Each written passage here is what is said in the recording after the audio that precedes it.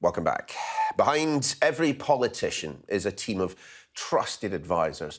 So what could possibly go wrong? Our next guest is ministerial advisor Rafe Hubris, otherwise known as political comedian and author Josh Berry. I'll be speaking to Josh shortly.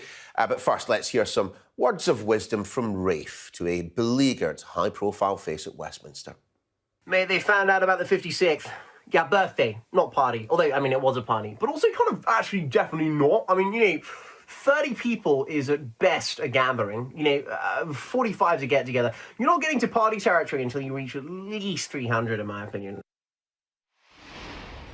Pleased to say we are joined now by Josh Berry and potentially also his character Rafe Hubris. Please remember, you're live on telly, do not swear.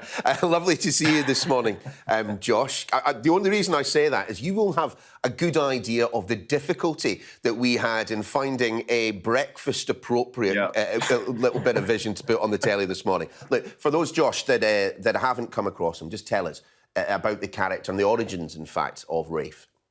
Yeah, Rafe Hubris is a sort of a neo-yuppie, hubristic, overly confident, privately educated young chap who went to Oxford University.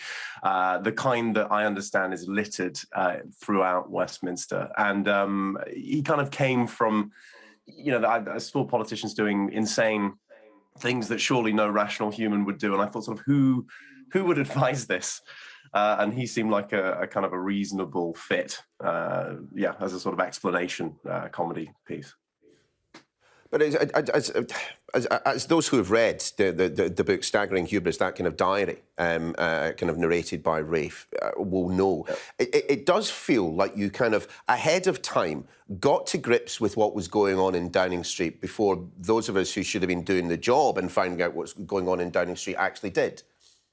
Well, yeah, it was a bizarre process because I sort of, there's a legal disclaimer at the start of this mock diary that says, obviously this is all made up and obviously, I'm not actually making a claim about anything that has actually happened. And then incidentally, in the last, month, 2 months, it transpires that a lot of it maybe didn't even go far enough, right? A lot of really reality has surpassed parody.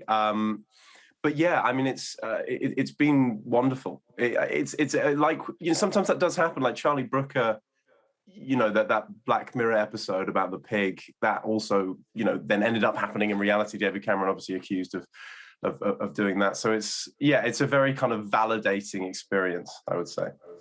But how do you satirise what happens in politics when, the new Downing Street Director of Communications announces that he wanders in to see the Prime Minister after not seeing him for ages, and Boris Johnson starts belting out Gloria Gaynor?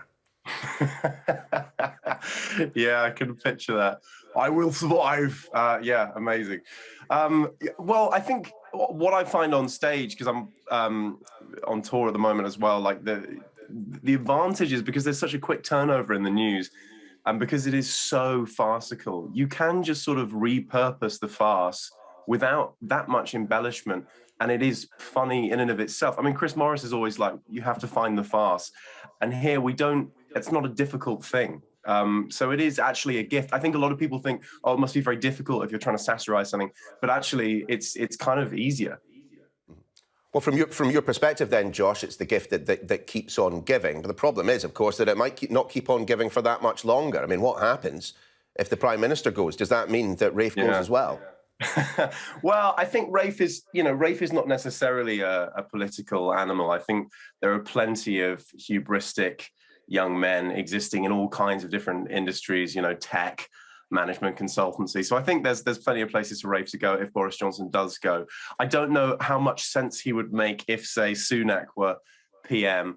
But I also think, there's plenty of room for gaffes in politics. And wherever there is a gaffe, Rafe probably isn't far away. Well, Josh, wishing you and Rafe all the very best with the tour and indeed the book. Thank you so much for joining us in the programme this morning.